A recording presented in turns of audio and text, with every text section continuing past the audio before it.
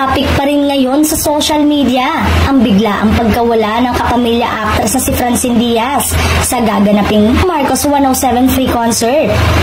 Kahapon ginanap ang naturang concert na gaganapin sa Ferdinand E. Marcos Sr. Memorial Stadium bilang selebrasyon ng kaarawan ng yumaong dating Pangulong Ferdinand E. Marcos Sr. Sa naunang poster ay makikitang kasama ang larawan ni Francine. Sa poster kasama ang iba pang performers na sina Angeline Quinto, Pops Fernandez, Martin Rivera, Nina, Joseph Marco, Kelvin Miranda, Daryl Ong at Rocksteady.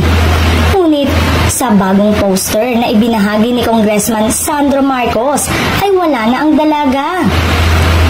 Join us for a night of music and fun at our free concert. All are welcome. Come enjoy the show. Saad ni Sandro sa caption ng updated poster na wala si Francine.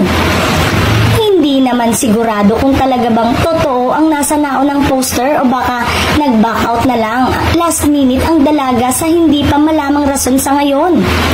Marami sa mga netizen ang nag-react at nag-comment sa naturang poster. Nahiya na tuloy si Francine, saad ng isang netizen. Comment naman ng isa, thanks to the poster, at least I know now which artist actors not to support going forward.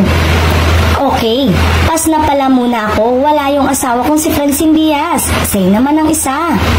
Nang bisitahin ang Instagram page ng kapamilya actress ay may mga supporters itong nagtatanong patungkol sa concert. Wala pa namang inilalabas na pahayag o reaksyon ang kampo ng aktres, maging ang organizers hinggil sa issue.